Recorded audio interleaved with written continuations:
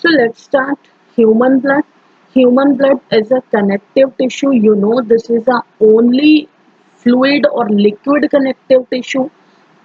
An average human being has about 5.5 liter of blood in his body. The fluid part of blood is called plasma, which is 55 to 60%. Remaining cellular part is called corpuscles, which are 40 to 45%. Clear? So blood always moves away from the heart through arteries and back to the heart through veins. You know this? Away from the heart through arteries means in arteries there is a pure blood is moving, right? And in veins, impure blood is moving there. Now comes to the composition of blood. Plasma, this is fluid part of blood. Cellular or blood corpuscles, this is the solid part of the blood. Plasma contains water 90 to 92%. Inorganic salt and organic compounds, carbon dioxide and nitrogen are waste in dissolved form. It is present in the plasma. Clear? Now cellular elements you can see here. You can say here three types of cellular elements are found: RBCs or erythrocytes, WBCs or leukocytes, platelets. Okay? RBCs, red blood corpuscles, these are also called erythrocytes. They are biconcave and enucleated disc-like structure. What's the meaning of enucleated? It means they lack nuclei. They don't have nucleus, right? This cell do not have a nucleus. Remember it. It is a disc-like structure. So this shape is it has a great advantage to cell as it increases their surface area. Why this is disc shape? Disc shape का advantage यही है कि ये इसके surface area को increase करता है. Clear?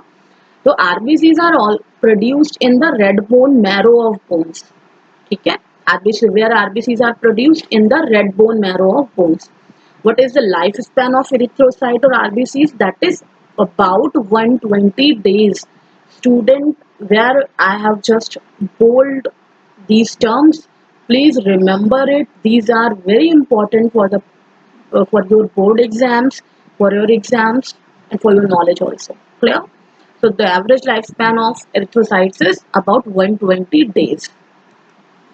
Now these are the pictures of some cells. These are RBCs, red blood cells. You can see these are the disc shape, right? WBCs, these are white blood cells. Monocytes, eosinophils, basophils, lymphocytes, neutrophils. These are the type of WBCs or type of white blood cells. So yeah, and these are the platelets. So the old and worn out RBCs are destroyed in the spleen and liver. Spleen means to say that after 120 days what will be happen? These RBCs become destroyed, right?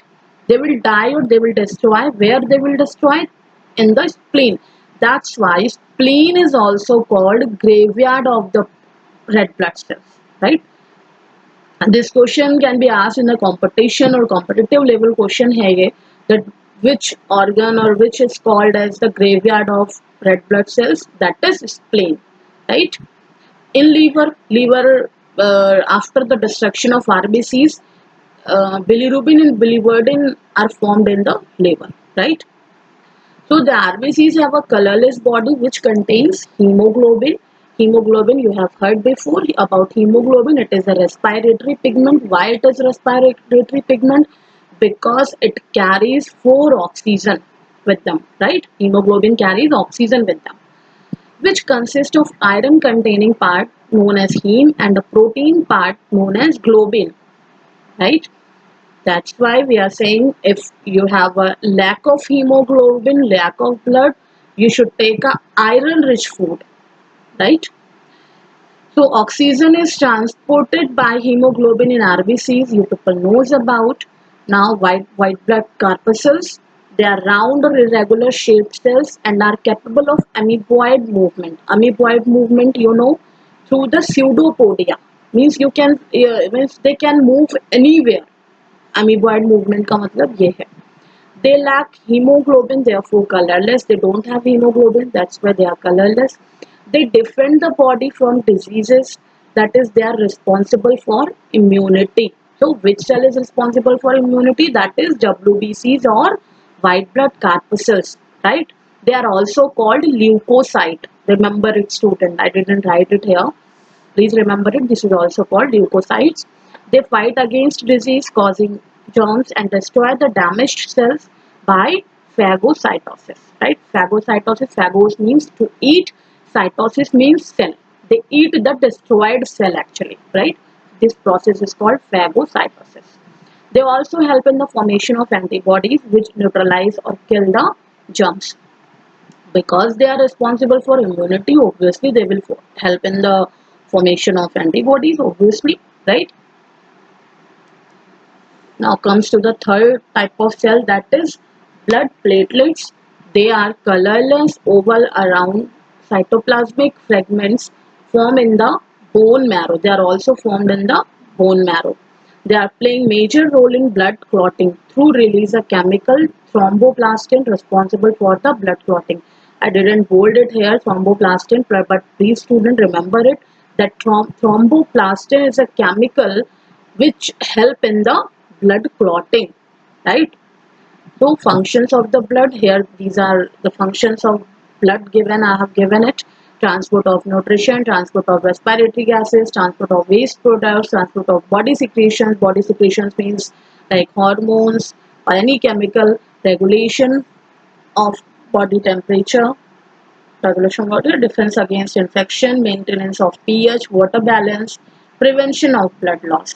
Right? How prevention of blood loss? Through obviously thromboplastin, you know, right? Students, please make your notes properly, which will be helping in your board exam. Clear? So comes to the blood vessels. These are blood vessels. There are three types of blood vessels. I told you before also: arteries, veins, and capillaries. Arteries are the blood vessels that carry blood from the heart to the various parts of the body. It means the oxygenated blood will flow in the arteries which pump from the heart to the various part of the body, right? And all arteries carry oxygenated blood, obviously, except sorry, pulmonary artery, sorry. It's an exceptional case, like in artery there is oxygenated blood flow, but only in the pulmonary artery. In the pulmonary artery there is a deoxygenated blood flow, where in the pulmonary artery. Clear? As like veins are the blood vessels that carry blood from different parts of the body to the heart, it will carry the blood from the various parts to the heart, right? Obviously deoxygenated blood will flow here in the veins. Now all veins carry deoxygenated blood except the pulmonary vein, right? Here pulmonary vein is the exception here, as you have seen before, like pulmonary artery was exception there. So except the pulmonary vein, um, in every vein there will be a deoxygenated blood flow, right? Now capillaries are microscopic vessels that carry blood from arterioles to small veins or venules. What are the capillaries? Actually, capillaries are the further division of the arteries and veins, you can say, right? There are some arterial, you can say, capillaries are again divided into arterioles and venules, right? Then artery will divide into arterioles and veins will divide into venules. So you can say like capillaries are the part of, actually these are the divided part of the arteries and veins. Clear? Now you can see here capillaries, arteries, arterioles. These are veins. This is called venules. How you people knows, right? So veins are, I have given a note here, like vein are provided with semilunar valves which prevent the backward flow of flow of blood. These walls are formed from folds of the inner walls of the veins. Clear? So heart of the human beings, now comes to the heart of the human beings. The human heart is located between the lungs in the center of the thoracic cavity, with its lower end inclined towards left. Right? Uh, Student, let's stop it here. Otherwise, you people will confused. So I will take it